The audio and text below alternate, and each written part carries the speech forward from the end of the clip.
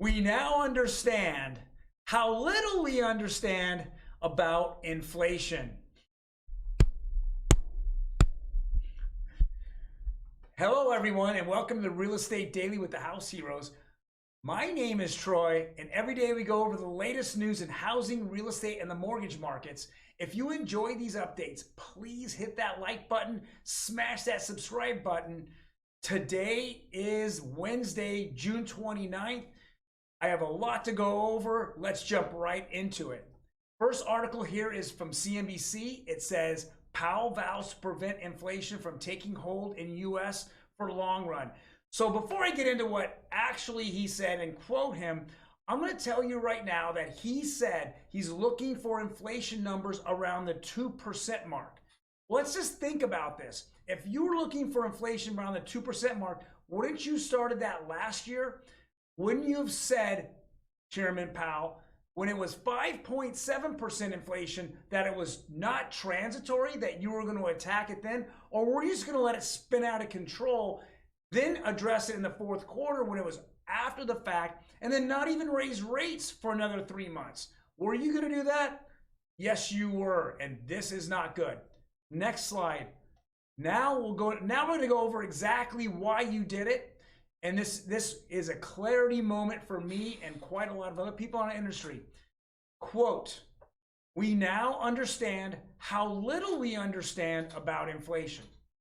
This is what Powell said today in Europe next to Christine Lagarde, president of the European Central Bank. Can you imagine the two people that make decisions about what to do with inflation, how to control it in the beginning, what they've done since then, since the end of last year, and then again, the EU, the central bank, European Central Bank, they started so late that they needed to crash all the markets and all the wealth here in the United States and in Europe because they just missed the mark.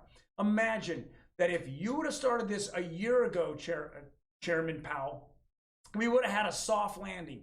Instead, you came out in November and December, you crashed the crypto market, you crashed the stock market, and all those people's 401ks, you hammered all the way to the ground. We dropped 20% easily, 20 to 30% easily in those markets, and crypto market it went down even further than that. That wealth was all because you immediately jumped on rates and were ultra aggressive.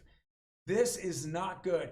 People, I'm telling you out there, you've got to know that he has a long way to go, and he is now straight arrow forward on raising interest rates and going up over and over and over for the next 3 or 4 months to the end of the year. Right now, they haven't gone off of that particular narrative. The end of the year, they're going to continue to raise rates. So what do we expect on July 25th and 26th? A 75 basis point raise. What will that do to the housing market? Not good. Nothing good. So let's jump into the next article here before I get way overheated myself. The housing market just hit the brakes. What happens now? Well, hit the brakes. We went over why hit the brakes. So as you as a buyer or you as someone in refi land that are floating out there, refis aren't going to come around until we get a real recession in. What is a real recession? Okay. There's two factors. Now, I understand that 2 consecutive quarters of negative GDP growth is considered a recession, but I don't think Fed Chairman Powell here thinks that. I think that he wants to destroy the unemployment market. I mean, he needs unemployment way up before he even considers slowing down these rate hikes, even slowing it down to a no rate hike or to negative or taking those percentages that he's pulling off right now, he's putting on right now. I think he wants to see that happen first. So when is that realistically going to happen? Well, I think that we're going to run into this now in July when all these companies have to report second quarter earnings. I think that you're going to hear that they're going to start doing layoffs. So if I go back to the question, the housing market's hit the brakes. What happens now? Refis are out of the question. Okay, cash out refis are going to be out of the question. And now we're going to a point where rates are going to be maybe as high as the inflation rate. And that's what he wants to get over. He wants to get those rates over that 8.6%, or what's being told now is 8.3 for next month. That's a predictions that we're seeing out there.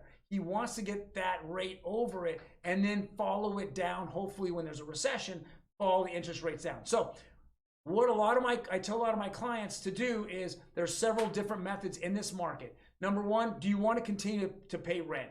So if your rent's $2,500, $3,000, $3,500, $4,000, you're basically burning that money. It's just not going anywhere. But a lot of my clients are saying, well, there's a market crash. I don't think there's going to be a crash. This recession, unlike the recession in 2008 and 2009, which was caused by the mortgage market and the housing market, this has nothing to do with it. So in traditional recession markets, housing market usually fares fairly well because we're going to see interest rates go down. So if I'm looking for a home today, I'm looking at, instead of looking at how much the home is worth, can I get a lot of closing costs? Can I get the house for slightly under what they're listing it for? But can I get 3% back in closing costs? Can I use the 2% to buy the rate and 1% to buy out PMI? Those are some of the methods that we've been telling people to use now, so we can get the interest rate down, get the the price of the house down. So with that, it's a win-win situation. If you have any questions on this, please definitely leave comments below. I'll definitely answer them for you. Maybe even take it off this forum, off of YouTube, and then having that personal conversation with you. Next, here we go. U.S. pending home sales rebound in May, reversing a 6-month decline. Well, this is simply because we've had more houses that are coming onto the market, so we have more pending homes. We also have a class of mortgage buyers that were unable to buy homes last couple of years. People such as down payment assistance, FHA loans, veterans VA loans. Those loans were not being accepted by sellers. Now they were being accepted now because there's just not enough of the conventional buyers on the market. So we saw a little bit of boom there. Everyone that would lost out months and months and months on their offers now are starting to get them accepted. So we should see obviously this rebound in May, and I'm hoping we see a little bit of rebound in June. I know the first 2 weeks of June, it was still pretty hot, but it's slowing down now as we're seeing those rate hikes in the mortgage market. And last, go ahead and hit the next one.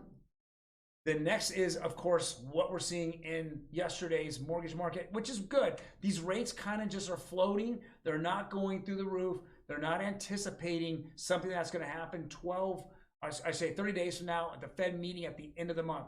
So 30-year conforming was just barely went up. So is 15. So is 30-year jumbo. 30-year FHA just floated up a little bit. Nothing to be concerned about. If I'm looking for a house today, I would definitely not be scared of these rates. Now, 30 days from now, might be a different story.